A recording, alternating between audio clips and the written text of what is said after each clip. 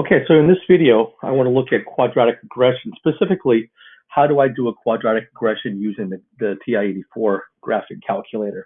So I'm going to use this example. The following table shows some annual revenues in billions of dollars earned by Amazon for 2004 through 2014. Okay, we've got the year. One thing I do like to stress, whenever I have an example where we use the year as an X value, is I really don't care about using the year as 2004, 2006, because if we say that we're going to use X values of 2004, 2006, and so on, we're saying X represents the number of years since the year zero, which is really not necessary to do. So what I'm going to do is I'm going to first adjust my document here.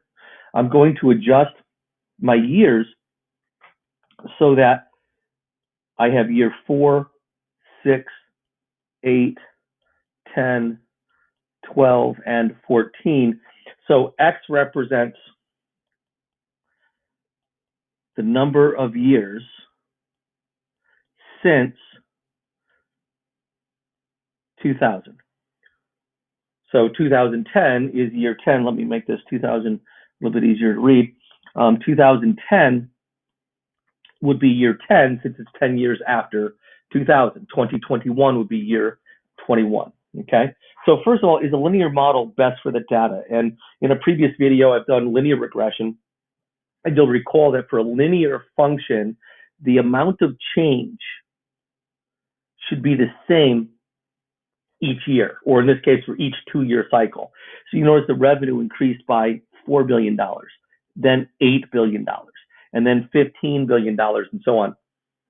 So since the annual rate of change is not a constant, then a linear model is not best for this data. If I was looking for a response, say on a test or assessment or explanation of someone, I would say a linear model is not best for the data. And that's because the amount of change, in this case, the amount of increase, is not constant. And let's spell constant correctly. It's not a constant amount of increase. Now, I'm not asking at this point whether the quadratic model is better than any other model, but we're simply going to say, how do I find the quadratic model? Okay. What I want to do first is I want to draw a scatter plot to see if I can see what things are going to look like. To do a scatter plot in the graphing calculator, first I'm going to go to Stat, Edit. Now you'll notice I've already got my data in here. I have my years 4, 6, 8, 10, 12, 14 in my L1. That's going to represent my X values.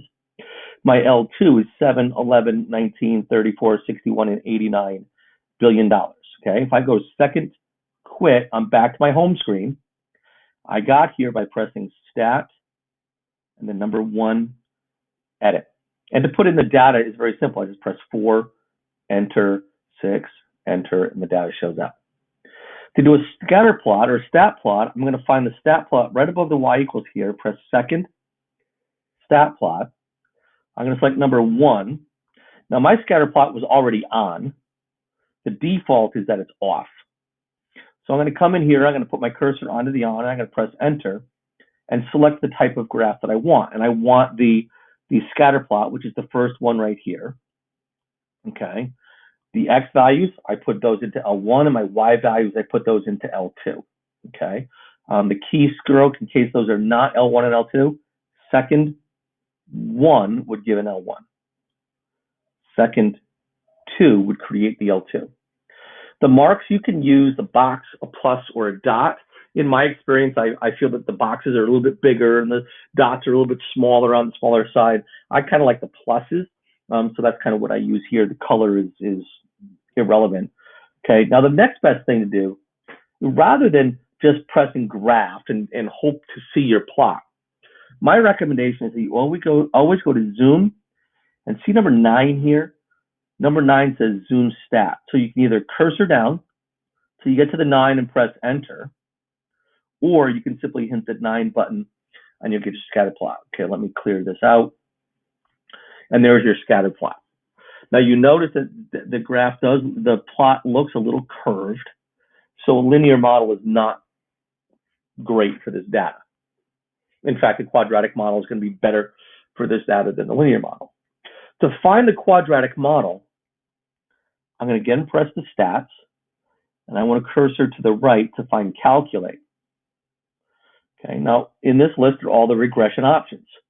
Number 4 is a linear regression, number 5 is a quadratic, cubic, quartic, and so on.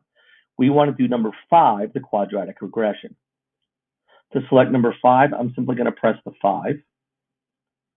The default is for my X list to be an L1 and my Y list is an L2. In this exercise, we're going to leave the frequency list blank.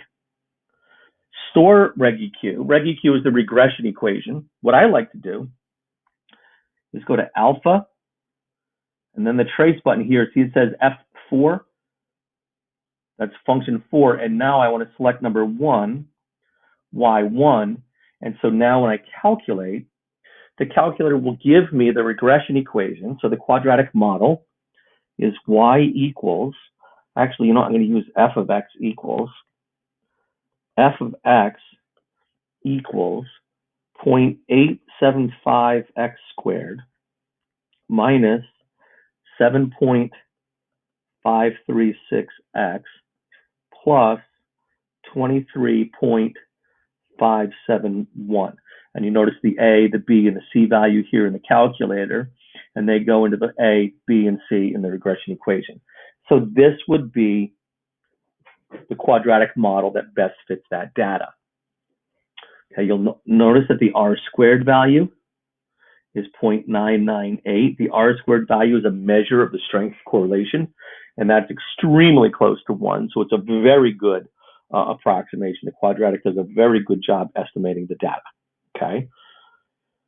If I want to know which model fits the data better, the quadratic or the linear, okay, the linear, the quadratic, which one is better? The quadratic is better. Like I mentioned a few moments ago, the quadratic is better because the data curves, and the quadratic curves, the line does not. Now, that doesn't mean that an exponential function might not be better than the quadratic.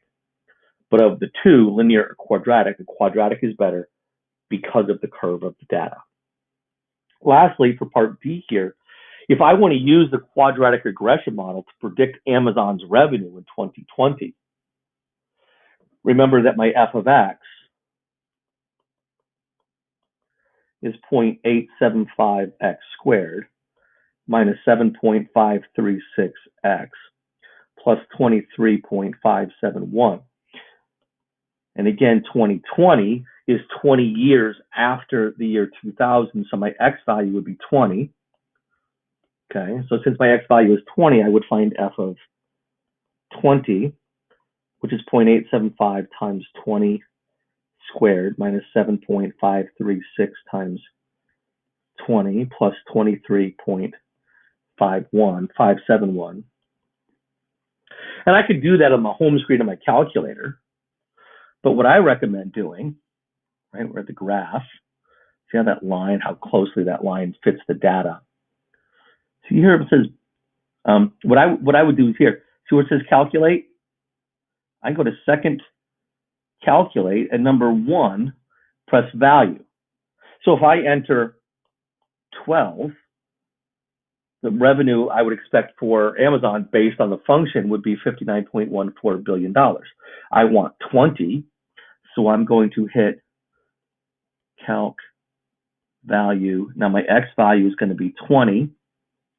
Notice that my calculator gives me an error, okay? I'm going to press 2.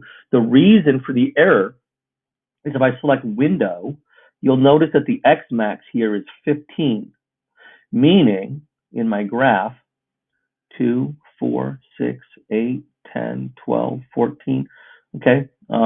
Actually, what's my max? Is 15, so 1, 2, 3, 4, 5, so this is not going to go far enough. So what I need to do is make this X max bigger than 20. I'm going to go to 25. Now I'm looking all the way out to the year 2025. Second, calculate, number 1 value, and my X value